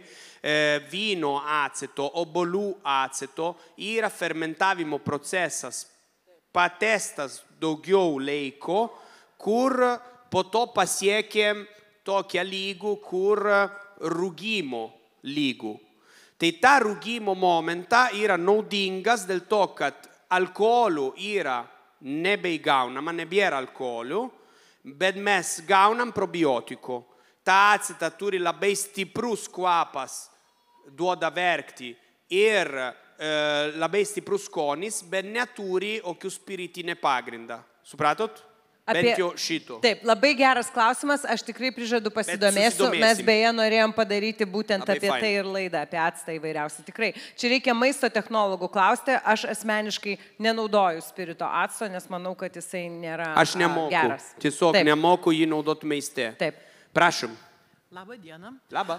Norėčiau paklausti dėl kukurūzų šviežių, nes mano draugė skeptiškai žiūri, kai į salotas įdedi kukurūzo šviežią. Ar jisai naudingas? Kukurūzo tavo kūną nemoka apdoroti pilnai. Dėl to, kad kukurūza ta geltona, mes šnekam apie tą geltoną, ne? Taip, šviežia. Gerai. Šviežas kukurūzas, jeigu jūs pamatų, gal negražu pasakyti, bet jeigu po to į tualetą pamatot, jisai išeina tai kaip įėjo. Beveik. Beveik tai kaip įėjo. Iš jo nusisavinimą yra pakankamai sudėtinga. Bet, mieloj, ką draugė sako, nesvarbu. Kartais, pavyzdžiui, tūno salota su pomodoru ir kukurūzu yra nerealus dalykas. Tiesiog yra skanu. Ne viskas, žiūrėkit, nežiūrėkit į maistą kaip į darbo. Dėl to, kad yra viena iš vienintelių malonumų, kur mum liko. Dieve, viską yra atsakomybė, viską yra darbo. O maistą turi būti skanu. Aš esu italas, nevalgau dėl to, kad reikia, o valgo dėl to, kad malonu. Pofik, ar reikia. Taip, aš tai už kukurūzus, tikrai jie nėra blogis, kukurūzai jėga, jeigu jie yra šviežus ar net konservuoti, tai vis tiek yra skaidulos, tai yra angliavandeniai ir tikrai valio kukurūzam. Na, o kadangi Luka labai mėgsta gurkus, tai šią vasarą laukiant svečių kyla tokia man idėja, kaip paruošti gurkus su lietuviškais raudonais serbentais. Tai va, pasakysiu tą receptą, pati greitai sukūriau, galvoju, ateis ir vėl sakys, kažką Zita naujo. Aha, žiūriu, serbentai guli, agurkų prisiauginusi buvau, greit supjauščiau šiaudeliais, raudonų serbentų įdėjau, krapų, alyvuogių aliejaus. Tobula. Ir truputį česnakėlio, bet labai nedaug. Skanu.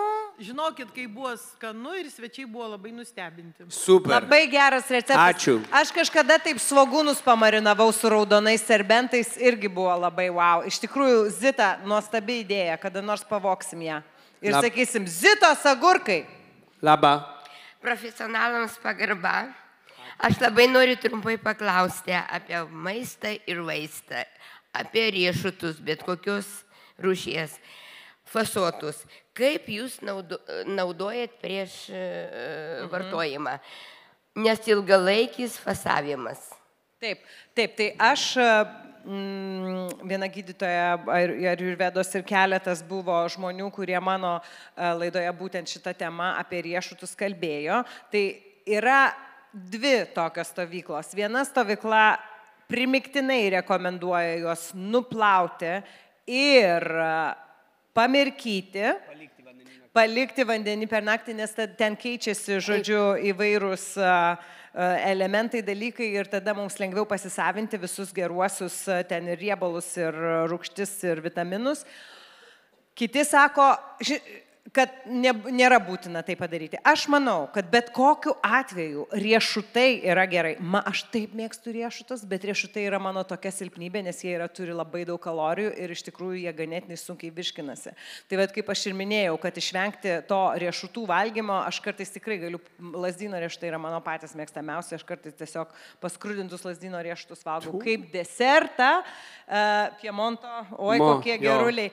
Tai riešutai iš esmės yra nuostabu, bet vėlgi kiekis ir net ir mirkytų riešutų kilogramas, nebus gerai. Tai man sunku susilaikyti. Labai svarbu momentą jūsų vaikams.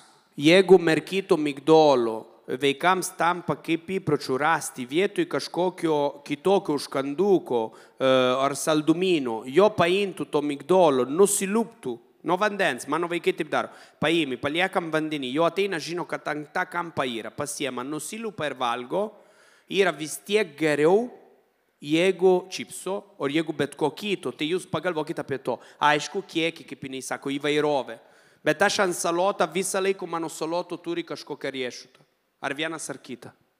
Ačiū labai. Ačiū už klausimą. Dar klausimų? O, dar vieną medžiotojas. Dar medžiotojas? Prašau. Aš norėčiau paklausti, kokią rūšį pirkti ryžių. Nes labai daug žmonės naudoja nuo vidurių paleidimo ir japonai gyvena virš 100 metų, valgo ryžius. Atsakykit, prašau. Taip, prašau. Noriu priminti visiems lietuviai, kad varžyba dėl 100 metų skelbiama, kad laimėjo japonai, bet daugiausiai 100 metų yra italai. Jeigu ką. Dabar, ko noriu pasakyti dėl ryžių. Ryžiai yra saldumina. Startuojam nuo to. Baltų ryžiai yra saldumina. Naudoti jo kaip garnyrą, jeigu pavyzdžiui esi diabetikas, ar turi polinkį į diabetę, aš nerekomenduoju. Bet yra pilno grūdo laukiniai ryžiai, raudoni, juodi. Šitų ryžiai verda gerokai ilgiau, bet turi daugiau maistingo medžiago ir mažiau cukrus. Aišku, pavyzdžiui, vaikams, jeigu duodi baltų ryžių, be nieko ant viršaus, tik tai druskytę, jos suvalgys. Raudono ryžių duodi be nieko ant viršaus, be šiek tiek sūrį, be kažko, vaikai tau pasakys, kad tu nesąmonė, nevalgys. Noriu normalių ryžių, taip. Kažkoks problema. Tai siūlyčiau įdėti šiek tiek poskonį, kažkokio. Ir tada bus sveikiau, bet nereikia absoliučiai naikinti baltų ryžių. Reikia įvairovę, reikia pakeisti. Vieną kartą darau tą, kitą kartą lėšų vietoj kad grūdų, trečią kartą pupelių, ketvirtą kartą raudono ryžiai, 7 kartą juodi ryžiai. Pakeiskite.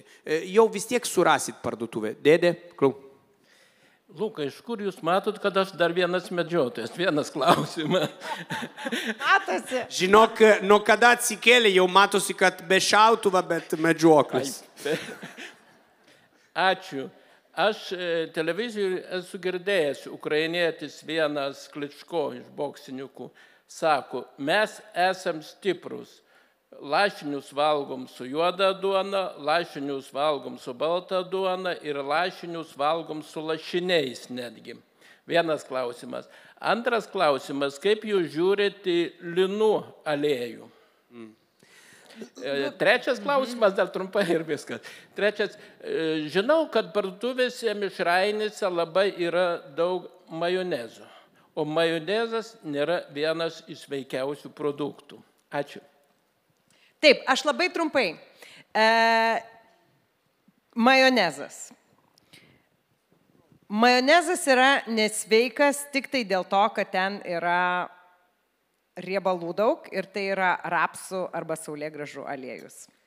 Tai dėl to, bet dar yra cukraus ir panašiai. Galima puikiausiai, bet majonezas su alyvuogių aliejum, jisai nebus toks, dėl to, kad jisai bus kartus ir mums jisai nepatiks ir netiks. Tai avokado aliejus yra išeitis, bet vėlgi, jeigu mes nevalgysim to majonezo su pusryčiais, pietumis ir vakarienę, jeigu per dieną nesuvalgysim 5 šaukštų majonezo, tai tikrai nereikia jo nurašyti ir sakyti, kad jis yra kažkoks tai blogas, nusikaltėlis ir panašiai. Aš, jeigu visiškai, tarkim, atsisakau rapsų ar saulėgrąžų aliejų savo virtuvėje, tai majonezą aš palieku šitą aliejų, dėl to, kad aš esu nusipirkus ir su alyvuogių aliejum majonezo, skonis vis tiek nėra toks pats, taip kad majonezas, aš tai tikrai išteisinčiau jį, jeigu jisai nėra valgomas 3 kartus per dieną. Jeigu per Velyką man atimsite majonezą, aš išvažiuosiu iš Lietuvos. Yra dalyko, kaip pavyzdžiui, jeigu tu Lietuvoje man atimsi lašinų, aš išvažiuoju. Yra dalyko, kur irgi, jeigu aš prisižiūriu sveikatą, dėl to, kad noriu matyti savo vaikų vestuvę, bet vis tiek aš neekstremalizuoju, palieku. Apie lino semenų. Lino semenų olėjo yra nuostabu, stiprus lietuviškas dalykas. Dabar, ekstremalizuoti jį irgi negalima. Pavyzdžiui, žinau, kad juokinga, bet aš lino semenų Italiją mes nevalgydavom, mes naudodavom, kad alyvuoti medienos stogo. Žinai, kaip pasakyti to? Aš vasarą turėdavau eiti ir su lino semenų visur tepti, kad tipo to medienos kandžių nesuėstų, žinai, ir visur dėdavau. Atėjo Lietuvoje, mano žmona kišo į salotą ir aš prisimenu vaikystę, kad buvo pamiršę skudurėlę su lino semenų ir prasidėjo gaisra. Tai aš galvoju, kad žmona eilinę kartą bando mane nužudyti. Po to pasiaiškino, kad lino semenų yra nuostabu dalykas, bet labai intensyvus. Tai reiškia, jisai yra, aš laikau stiprumą panašį į vaistą. Reikia vartoti atsargiai, nepersistengdama. Extravirgino olėjo yra žvelnesnė dalyka, mažiau įpareigoja. Lino semenų yra nuostabu dalyka, bet reikia su saiku. Lietuvoje visos ekstraktai, kur jūs darot, yra labai intensyvus. Lino semenų yra viena iš pavyzdžių. Jo yra gerokai stipresnė, turi geriau aktyvesnių daugiau dalykų, bet apie antioksidanto nėra tokio lygų kaip extravirgino olėjo. Bet yra gerokai sveikesnė vartoti ant salotą, jeigu kažkokią kitą riebalų.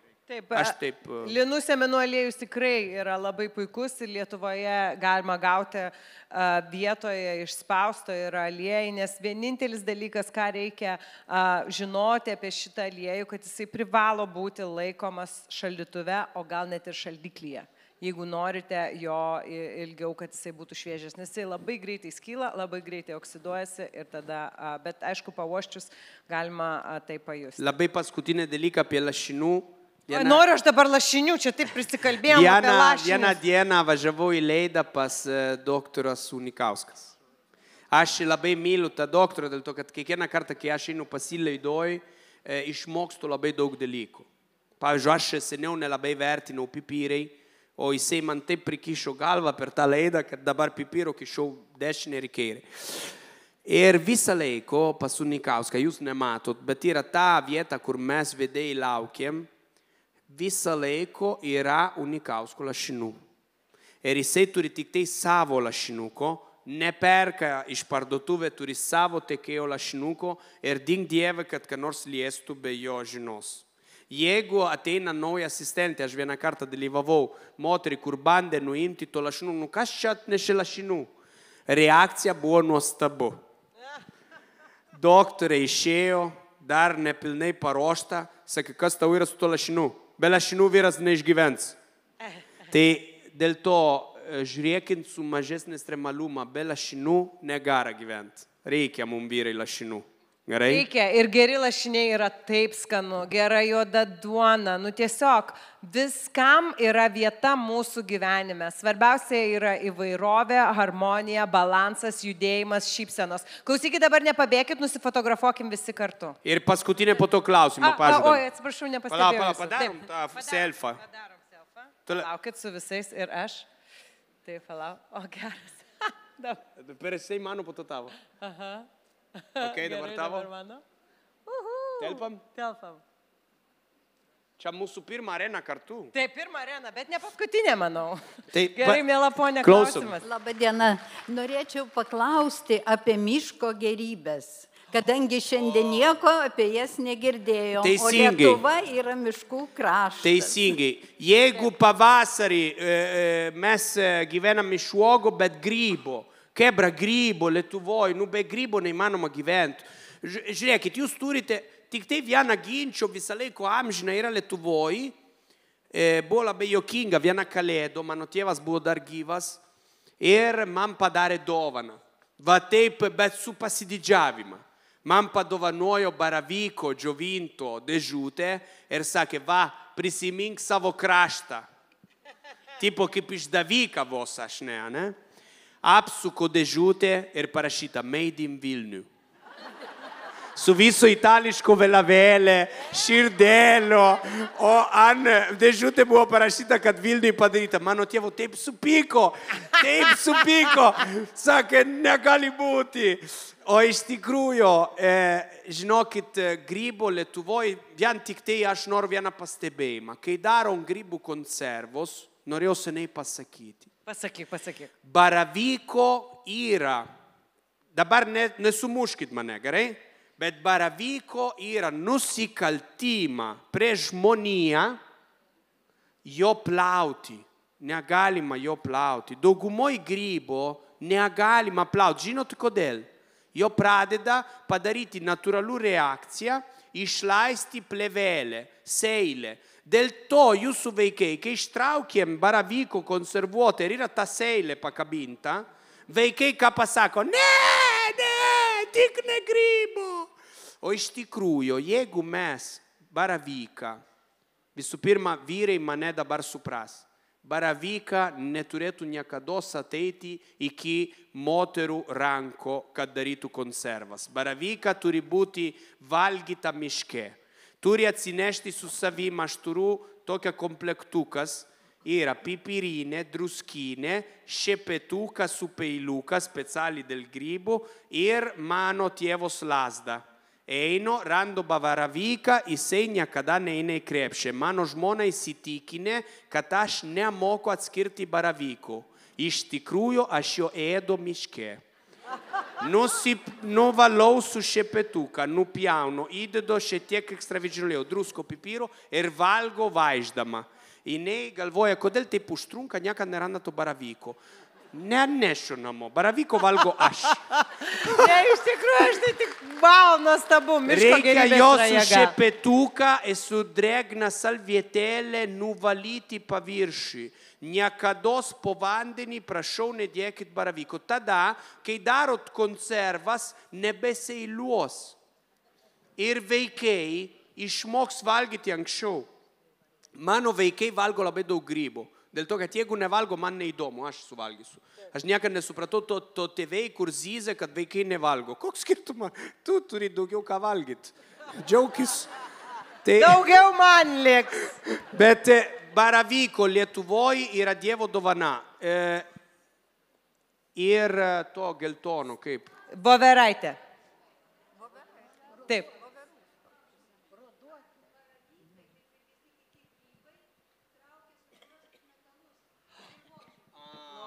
Šito gali, tikrai nežinau. Žiūrėkit, dėl grybo, ką jo traukia, ką jo netraukia. Taip, sutinku su jumis, dabar yra daug eskaluojama, kiek jo traukia. Bet yra dalyka, kur irgi Lietuvoje turi savo turtą. Kaip pavyzdžiui, žemogė vasarą. Kai aš einu į pratybą su jūsų kariuomenė, visi galvoja, kad aš gulo savo tvarkingai, prižiūriu savo teritoriją, nifiga, aš ieško žemogių. Dėl to, kad, žinai, kai vasarą tu darai pratybą, aš, yra pratyba, jeigu randu vietą, kur yra žemogė, aš būnu tik ten. Ten treniruojas. Taip, ar kitaip mėlynė. Pavyzdžiui, jeigu randu grybo, aš grįžtu po pratybą paimti grybo. Kodėl? Dėl to, kad jūsų miškai yra didžiulė turta, naudokitės jo. Aplink čia pajūrį irgi yra tiek turta, kad jūs galėtumėt praktiškai valgyti vieną iš to turtą. Tai naudokitės. Ir iš tiesų tie augalai, kurie auga laukiniam sąlygom ir sunkiom ypač sąlygom. Žinot, mes visi žinom, kaip atrodo šilauogės, ar ne? Kultūrinis dalykas ir žinom, kaip atrodo mėlynė miške. Tai koks yra skirtumas tarp šitų uogų? Tai aišku, šilauogės labai maistingos, viskas labai gerai. Bet yra čia lygiai taip pat, kaip ir žmogus patyręs daug sunkumų, būna atsparesnis, tvirtesnis, taip ir augalas, jisai savyje sukaupia daugiau maistinių medžiagų, kai jisai auga sudėtingesnėmis sąlygomis. Ir tai yra pasakyta apie visus dalykus, nesvarbu, ar tai yra kažkokios tai vaistažolės laukuose, miškuose, kur nieko nėra, ar tai yra miško uoga, ar grybas, ar dar kažkas. Tai tiesiog, kuo mažiau to žmogaus įsikišimo, kuo natūraliau, tuo yra geriau mums. Žinai, ko labai pasilgo? Aš Lietuvoje atradau mano pusryčių mėgstamiausia yra pienuka, mėlynė ir vos cukrus ir paspaustų. Šitos pusryčių paprastų yra gerokai vertingesnė, jeigu bet kokia paruoštuko. Kai Lietuvoje yra, reikia naudotis. Dabar ateina žiemos, mažiau turėsim visko. Bet mes su Egle užšaldėm, kad turėtum ir žiemos. Dabar mes vėluojam, nepykite, kad turim atsiskirti. Aš esu labai dėkinga, kad Beta pagaliau su manim padarė areną. Taip, aš irgi, Gianluca, labai esu dėkinga, nes tavęs klausytis yra dovana. Toks tavo nuostabus humoro jausmas ir tokios nuostabios istorijos. Ačiū, kad atėjot, gyvuokit, klestėkit, sveikatos ir energijos jums. Ačiū labai. Ačiū. Gero grįžimą namo. Ačiū labai.